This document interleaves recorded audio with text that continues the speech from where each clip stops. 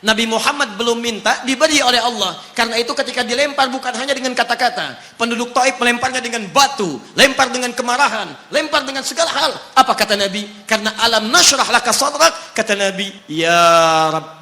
Ketika dua malaikat penjaga bukit mengatakan, angkat tanganmu Muhammad, mud yadaika ilas sama, angkat tanganmu ke langit dan mohonkan kepada Allah supaya kami angkat gunung Taif untuk menghimpit mereka yang tidak punya sopan santun itu.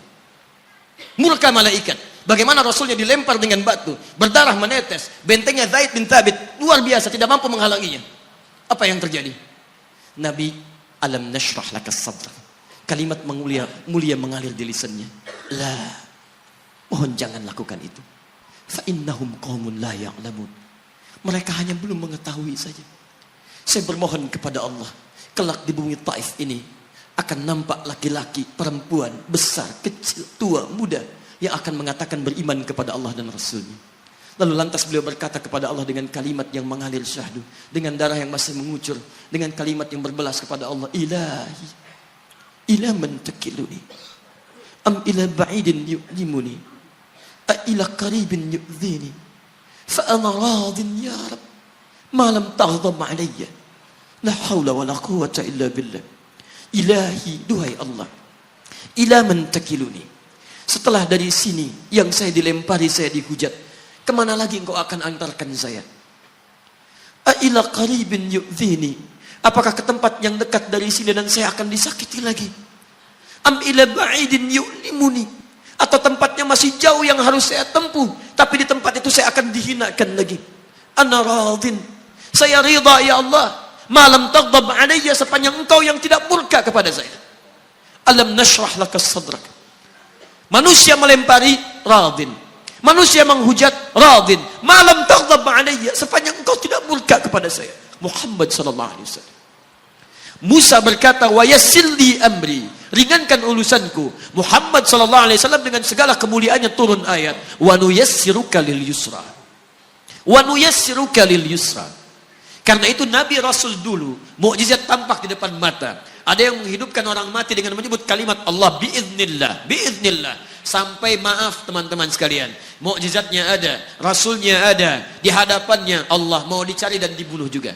Muhammad sallallahu alaihi wasallam, wa nuyassiruka lil yusra. Tidak banyak mukjizat seperti nabi-nabi dahulu, dengan turunnya satu mukjizat beriman kepada beliau sallallahu alaihi wasallam, bahkan nyaris orang-orang yang tidak pernah melihatnya. Lihat umat masa lalu. Kaumnya Musa, Musanya kelihatan, mukjizatnya bagus, tongkat dilempar jadi ular, tongkat dipukulkan ke batu, keluar 12 mata air. Quran surah kedua ayat ke-60. Apa yang terjadi? Umatnya masih belum mau beriman juga. Nabi Isa alaihissalam masih kelihatan, orangnya ada, nabinya ada, mukjizatnya ada, rasulnya ada, libat luar biasa, mukjizatnya luar biasa, istimewa. Tapi apa yang terjadi? Dicari-cari nabinya mau dibunuh, belum beriman juga. Muhammad sallallahu alaihi wasallam spesial. Perhatikan. Kalau orangnya kelihatan Anda yakin, Anda beriman, itu wajar. Muhammad sallallahu alaihi wasallam, ada orang yang tidak pernah melihatnya, tidak pernah menatapnya, mimpi pun belum tentu berjumpa dengannya, tapi mau beriman kepada Muhammad sallallahu alaihi wasallam. Antum pernah melihat Nabi sallallahu alaihi wasallam? Berjumpa dengan Nabi sallallahu alaihi wasallam? Maka beruntunglah antum, karena orang-orang yang beriman kepada Nabi sallallahu alaihi wasallam tanpa pernah melihatnya, itulah orang disebut oleh Nabi sallallahu alaihi wasallam sangat dirindukan oleh beliau. Satu kali beliau duduk dengan para sahabatnya mengatakan, ana mushtaqun bi ikhwani, saya sekarang sedang merindukan saudara-saudara saya. Kata sahabatnya, alasna ikhwanak ya Rasulullah, bukankah kami saudara-saudaramu? Kata Nabi, bal antum ashabi, kalian itu bukan saudara-saudaraku, kalian sahabat-sahabatku. Ikhwani humul ladzina lam yarawni walakinnahum yu'minuna bi. Saudara-saudaraku itu adalah orang-orang yang tidak pernah melihatku, tapi mereka mau beriman kepadaku. Jadi kalau Nabi saja merindukan antum, kenapa antum tidak merindukannya? Kalau Nabi menantikan kita di surga, kenapa kita tidak menjemput penantian itu? Karena itulah Muhammad sallallahu alaihi wasallam akan menjemput umatnya di surga dan tidak melangkahkan kaki ke dalamnya sebelum berkumpul umatnya dibimbing beliau oleh sallallahu alaihi wasallam ke surga. Allahumma salli wa sallim wa barik alaihi. Allahumma salli wa sallim wa barik alaihi. Allahumma salli wa sallim wa barik alaihi.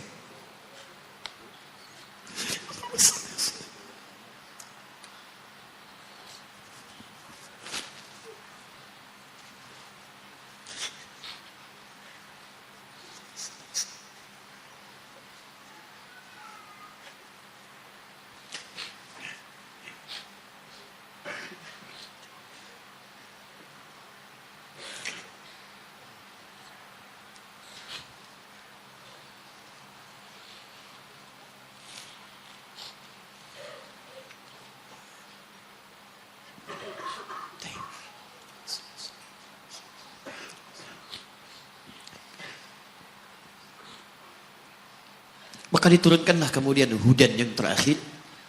Diharapkan dengan hudan ini mengantarkan semua umat Muhammad SAW yang mau beriman dan mengikutinya ke surga.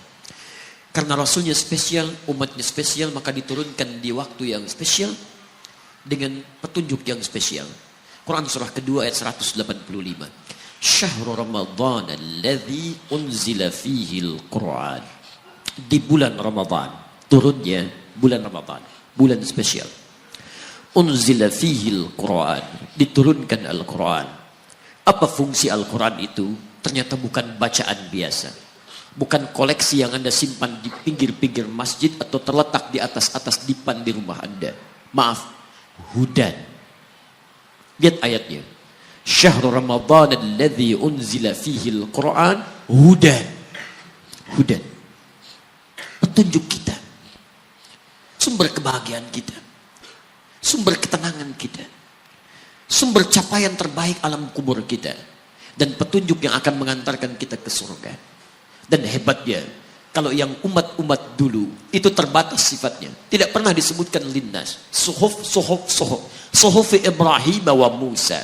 Daud untuk kaumnya, Musa untuk kaumnya, Isa untuk kaumnya. Tapi Muhammad sallallahu alaihi wasallam hudannya linnas untuk semua manusia. Jadi tawaran Quran, Allah menginginkan semua manusia yang kembali ke surga. Cuman kadang-kadang sayang, maaf teman-teman sekalian, saya tegaskan kepada Anda, ayat ini tegas memberikan isyarat bahwa hidayah Allah ingin diberikan pada semua manusia. Jadi kalau kita lihat keterangan Al-Quran, seharusnya tidak ada satupun manusia yang tidak dapat hidayah. Semua dapat. Cuman masalahnya, ada orang yang diberikan tapi dia tidak mau mengambilnya. Ini masalahnya. Hidayah itu bukan persoalan mendapatkan atau tidak. Persoalannya ketika Allah berikan, Anda mau ngambil atau tidak, itu masalahnya.